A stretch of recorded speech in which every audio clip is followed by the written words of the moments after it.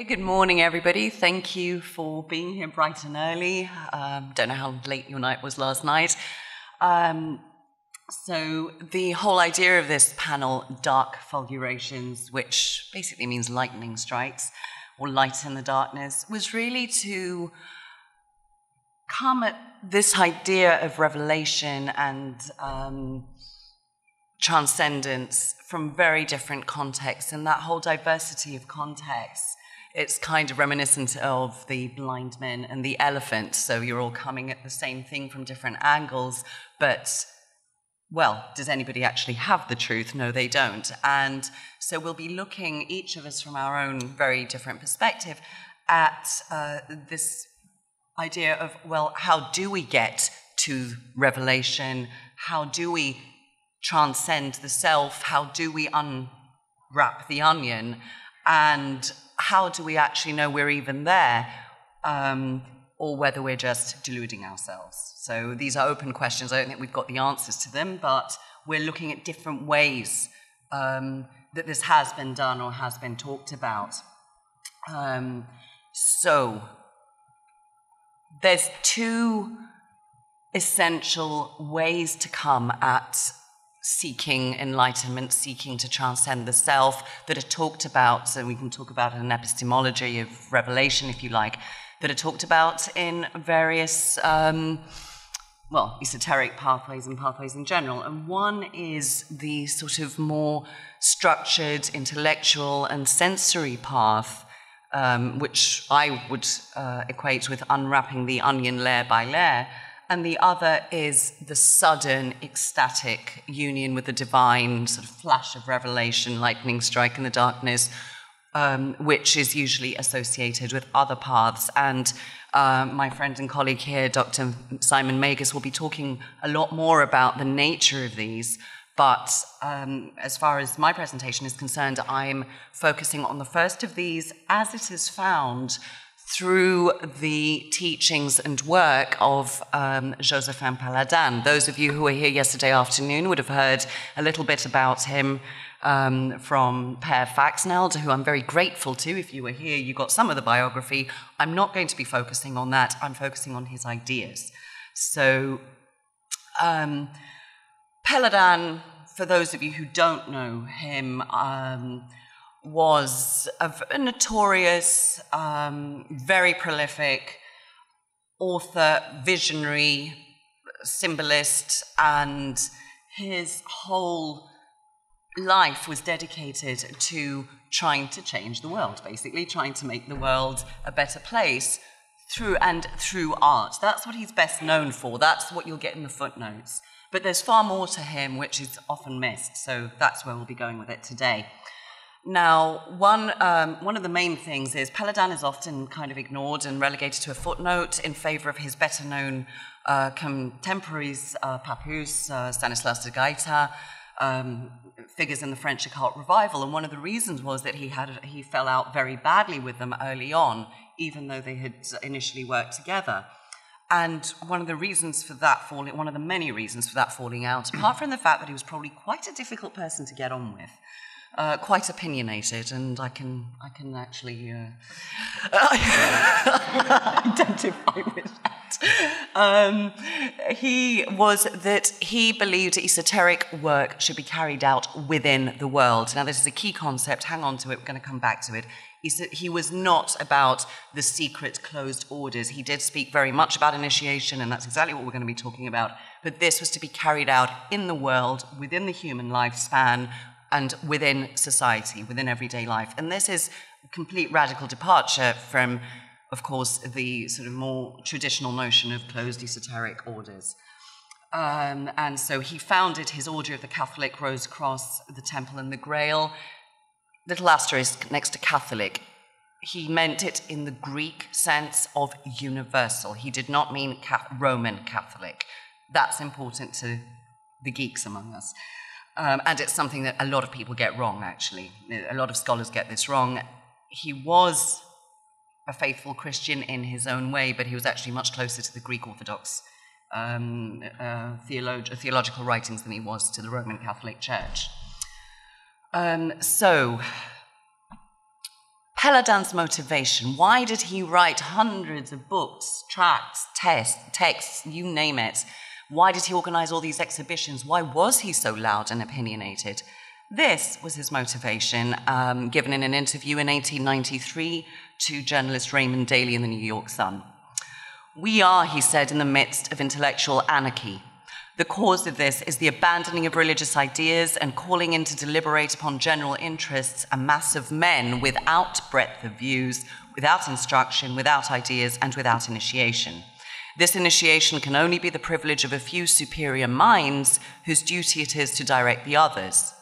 Men may be divided into three classes: the consummate fools, the anemic, and the anemic, sensible to questions of sentiment and to the beauties of art, and the intellectuals, capable of contemplating an idea in its splendid nudity and without aesthetic translation. These latter are the initiated, the magians.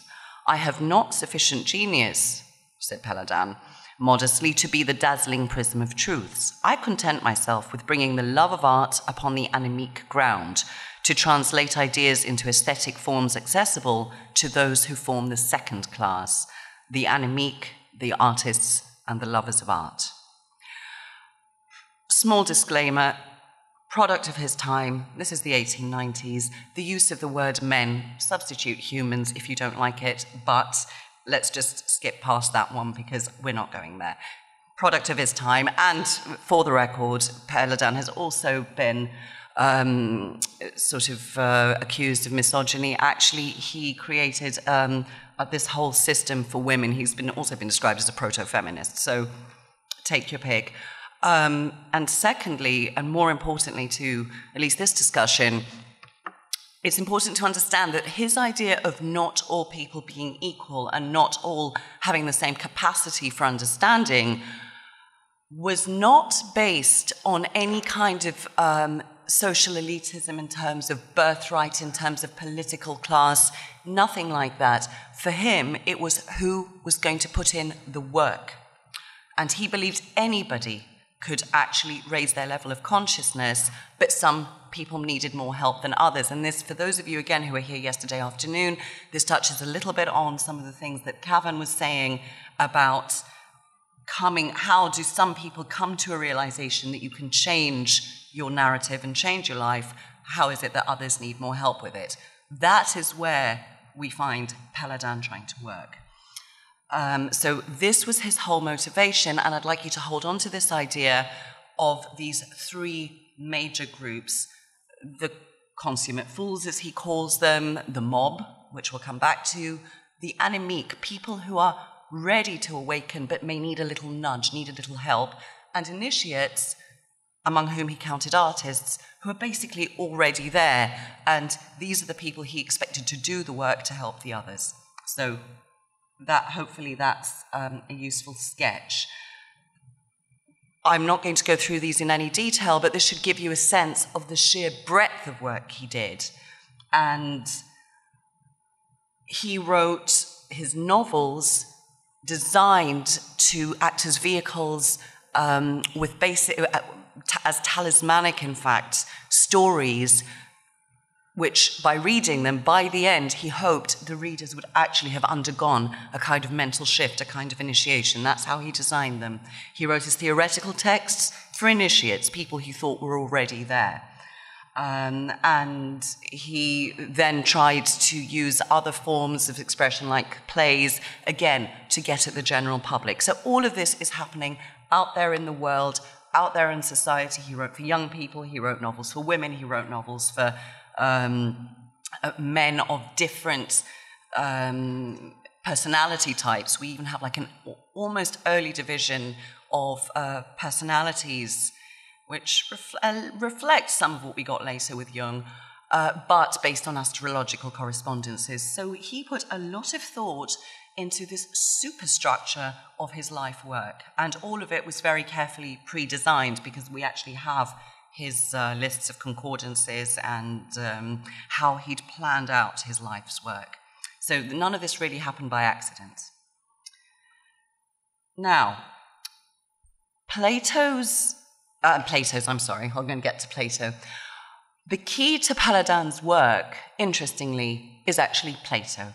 And the classicists, any classicists in the audience are going to have to forgive me for giving only the briefest of introductions to this, as time is short. But he references Plato throughout his work. He has left plenty of breadcrumbs to follow. And his threefold partition of human social order, human ontology, and their correspondences precisely maps to the Republic and Plato's development of these themes. So to those who are not familiar with the theory of forms, because this is key to the way Péladan used art and literature, essentially it is Plato's exploration of the theory of the nature of reality. And according to Plato, basically the physical realm, everything we can see and touch, is actually just a shadow on a cave wall. And most people are inside that cave. And so are we, in fact. The question is, who knows that there's actually sunshine at the top and that's a shadow, and who doesn't? And who's prepared to try to make the dangerous journey out into the light, and who isn't? That is the difference. And so this allegory of the cave reflects the conundrum by which we can only perceive the physical world through this reflection. We can't actually touch the idea of it in its fullest form, says Plato. But some might just be able to get out. The question is, what happens if they try and go back and pull the others out? And as the allegory goes, they would likely be torn to death by those still in the cave if they tried to show them that everything they had spent their life believing was no more than an illusion. So Péladan's objective was to try to do just this, but in a stepwise way. So if you look at the second diagram and starting at the bottom, he thought, well, if I take art, which is the only way that I can put an ideal into physical form, it is a reflection, it is an imitation, a poor imitation of the ideal, we know this, but if I package meaning into that symbolic form, then maybe that will, if I bombard people with it enough through exhibitions and through symbolic language and so on and so forth, maybe that will be the key to the awakening. And this is what he poured all his energy into doing. And this is what he exhorted the artists in his circle to do, the artists exhibiting in his salons, believing that this way he could sort of quickly reach a critical mass of awakening in society. Now, the whole aim of this was, if by awakening a handful of folk in sort of the, I don't know how well you can see that, but in the sort of mass at the top, they would then have, this would have a knock-on effect, a trickle-down effect, and eventually bring a critical mass. So the main adversary, of course, in this effort to raise collective consciousness is the mob, the unenlightened masses, composed of both unaware, anemic people with the potential to awaken, and the consummate fools of which he spoke in that interview, people who were entirely subjugated, and this is the important part, to the dictates of societal conventions. Because he thought that the people who composed this mob, this ochlos, which is Plato's term, were the ones who were most tightly locked in to social stricture. This was all about how society basically traps us into the depths of that cave, and about the individual's awareness of their relationship to society. So there's far more here than there is time to go through, obviously, but that is the gist of what he was trying to do. Now, as to how he tried to do it, Péladan led by example, and this is what got him the name of being a flamboyant eccentric, which he was. There's nothing wrong with that, though. And he explained his adoption of all these airs and his frequently flamboyant dress, as you see here. Matter is of interest to everyone.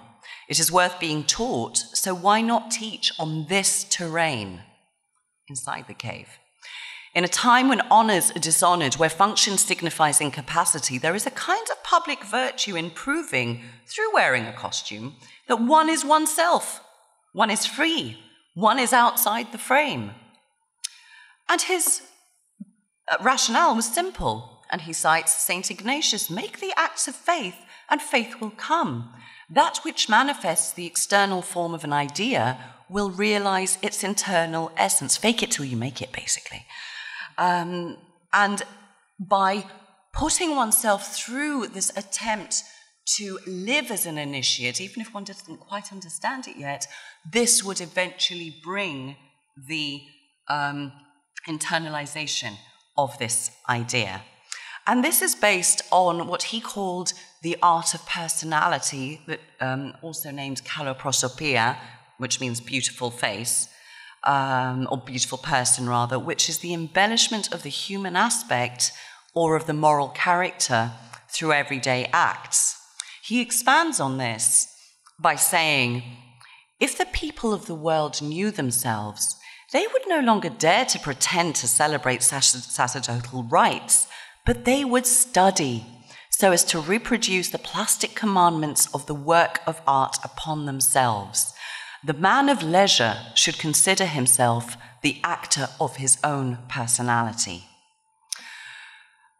To guide his readers and to help people further understand this, Péladan designed these complex handbooks for self-initiation for those capable of understanding it, and these were out in the public domain. Again, there were no closed doors here. The closed door was this among the readers, and this is what all of his writing was trying to change. So he thought that if he could guide enough people to this idea of self-initiation, that leading to collective spiritual evolution, people would turn themselves into their own form of symbolic art by exteriorizing their own ideal individuality.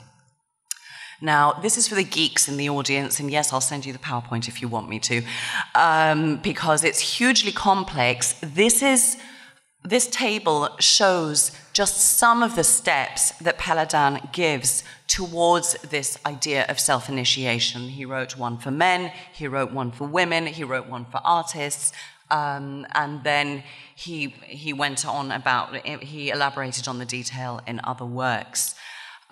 So just as a very brief example here, it goes through a series of stages, and he gives exquisite detail on how the neophyte should start to break the social strictures that they are encumbered by in order to unpeel that onion and actually find their true self and bring that to the surface. And like I say, the detail is in the table and needs a lot of unpacking, so this is not the time for it. But here's the essence of what he was saying. Before you think and choose, society seizes you and shapes you according to its rules. If you think and choose, erase the received structures, free yourself from contemporary habits, as is your duty. To choose, know that you have 3 destinies. You can be an animal, a savage, an anemique like everyone else, or a spiritual man like St. Thomas or Dante. As an animal, be beautiful, because this would inspire at least the others. It would be making the act of faith without actually having it yet. As an anemique, be good. Begin to exteriorize it in your behavior, in other words. As a spiritual man, seek the grail. I cannot give you the philosopher's stone. I can only emancipate you from instinct and society. Péladan expanded on this to connect it with familiar esoteric concepts. And again, this may be for some of the geeks in the audience, because this is where he explains his very different view on esoteric thought and notions like magic. And he gives us this definition, which breaks totally away from more familiar understandings given by his contemporaries. So according to Péladan, magic is the art of using ordinary human impulses more speedily. Magic consists of seeing and willing beyond the normal horizon. Magic is neither in a book nor in an action, but in the word. If you think justly, and you are always thoughtful, a time will come when your thought will manifest. It will be activated if it is beautiful, and this is in the Platonic sense. I owe you a definition of magic. It is the art of sublimation of man. There is no other formula. Sublimation operates upon you in ideas and in actions. One must be sublime to think righteously, and think righteously to act in the light. And just again, a disclaimer, righteously is not meant in the Christian sense. It is meant in the Platonic sense of the true, the good, and the beautiful. And this is where all of this very detailed and very structured approach in his handbooks for self-initiation actually breaks it all down into the little step-by-step ways of reaching precisely what he's talking about here. I think I'm probably going to start eating into my colleagues' time, and I really don't want to do that. But to answer some questions that did come up yesterday in relation to this, it's important to understand Péladan had been initiated into Rosicrucianism as a young man by his brother, and into a French lineage of Rosicrucianism that tried to go back to the basics of the Rosicrucian manifestos. And this was all about doing good quietly. Well, he wasn't quiet about it, but it was in the sense of not secretly and never for personal gain. So his brother was a doctor, and Péladan was looking for how he could take this idea of doing good and healing into the world and act upon it within society, because he truly believed, and then we find this in his writings, that it was possible to achieve this idea of collective raising of consciousness within the mortal lifespan and within the physical world. So while in the depths of the cave, using the tools of matter and of this world of shadows, as he put it, to actually achieve awakening and a mass exodus from the cave. As a pathway to revelation, Péladan does not promise a unio mystica, but a rocky path, perhaps rocky path to self-awareness and self-determination for those with the gumption to pursue it within this lifespan rather than remaining in the cave. And that's all we've got time for, so thank you very much.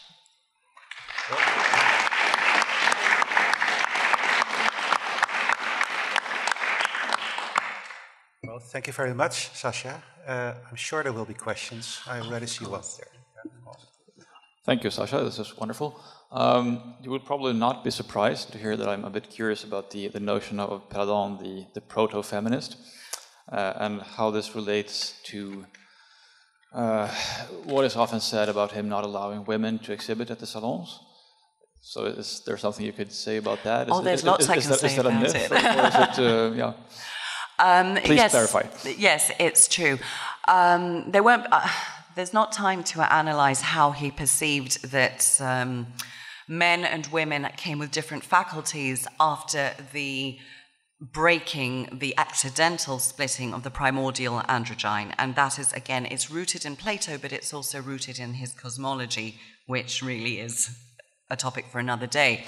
But essentially, he didn't want women, or he didn't believe women should be exhibiting in his salons because they didn't need to. Women did not need to pursue this process. They were already there. It wasn't women who needed this. Women needed a different kind of help, and this is very clear from his handbook written solely for women, How to Become a Fairy. It's a terrible translation, but it's fée in French, which is more this sense of this sublime otherworldly being. The idea being that women, and he has this beautiful passage which is along the lines of women are tied into these corsets and into social strictures, and from boarding school to the drawing room and then later into marriage, women are always tied down. It's again about these strictures of society. And he urges women to remember mythological and historical figures, such as, well, the Babylonian princess Semiramis comes to mind, goddesses of antiquity, saying that is your true essence, that is who you really are. Women do not need to do this because they already have it within themselves. And it's all about interpretation. It's been interpreted that it's been said that he said, oh, women have no intellect. Yes, that wasn't meant in the way it sounds today, okay, because I probably wouldn't be sitting here, and neither would any of the ladies in the room. What was meant by this was women did not need to pursue this very careful, structured process in order to awaken, because they already held it within themselves, and it was more the unio mystica that they were capable of, and then they could bring that to poor, less able men, and the union of a truly awakened couple would recreate the androgyne. So I hope that answers the question. Yeah, it's a very good answer. And I just wish he could have explained that to the poor Swedish female symbolists who came to Paris and wanted to exhibit. Thank you, Sasha. True enough, true enough. Well, I don't know what he'd say about me doing all this, you know. Hi, thank you. Sasha, is there not a dichotomy from the notion that self-initiation and for the masses on one hand, and yet he creates his own secret society, not secret perhaps, but the Rose Cross, his own little society. So is there not a dichotomy there? There isn't, because it wasn't a secret society in that sense. It was a very, very small group of like-minded individuals whose basic work was to get these salons on the road, and who all subscribed to this idea. Oaths that are written about and oaths taken are oaths that we could take in this room now, that I promise in the name of Dante to help you see what I'm talking about here. It was that because I get it and I want you to get it. It was basically that. It's talked about as a secret society, but it wasn't secret. That's the magic here. And it's very rarely understood that that's the case. But it wasn't. There were no closed doors. That's why all of this stuff was out there in print. And that's what made him so unpopular with the other esotericists. So did they actually have rituals, and did we have... No. No. Just oaths. The rituals were the theatrical plays, ritual theatre, performed at the salons in public, with music that was also written in with a kind of synesthetic connection to, like, a lot of what we heard yesterday as well. So you had the music, you had the symbolic theatre, you had the audience being sort of initiated, but this was all out in the open. That was the ritual. And the whole process of coming into contact with the art. Now, he was very negative and very openly against this idea of structured ritual in the sense that is usually meant. Thank you. Final question. Thank you very much, by the way, it was fascinating. All that being said, surely he's an anti-esoteric. He's at least intentionally trying to de-esotericize esoteric and it all goes materials. Back. Yes. Sorry, I'm interrupting what you're saying there.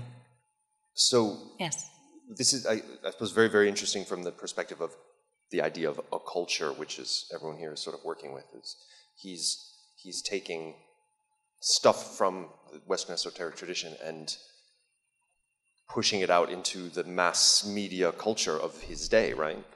Well, when you say Western esoteric tradition, it's a bit of a problematic term, really, because... It is. He's taking alchemy, astrology, so traditional sciences... No, he's not taking alchemy or astrology. He's taking Kabbalah, which was always meant... If you look at Lurianic Kabbalah, for example, it was actually meant for the layperson. If you look at within the Jewish communities, and never mind how it was treated later in Christian Kabbalah, okay? Focusing within the Jewish community itself, and he was taking Plato. And if you look at Dante as well, and again, the idea of redemption within the mortal lifespan, again, because he also does quote Dante quite a lot. It's easy for us to think, because he's associated with esotericism, because these ideas are associated with esoteric thought, that he was de-esotericizing. In a funny kind of way, it's almost like he was just trying to go back to basics And because, can we call Plato esoteric? That's a conversation for another day. But possibly because, well, yes, he's a philosopher and it's really aiming at a sort of higher level of thought. But is it esotericism, Platonic thought? I've never thought so. I don't know. So is he de-esotericizing, or has he been esotericized by convention? And actually, that's never what he was at all, because he's called a decadent. He wasn't. He's called an esotericist. Well, I suppose you could call him an esotericist, but yeah, it was. And Abraxas 5, lovely gentleman over there, Robert Ansell, if it's still in print, Abraxas 5, I've actually got a paper in there talking about this idea of the hidden and the visible, and with a lot of this material. So there's more there. Thank you. Okay, well, we have to finish here because we have to move on to our next speaker. Thanks again to Sasha. And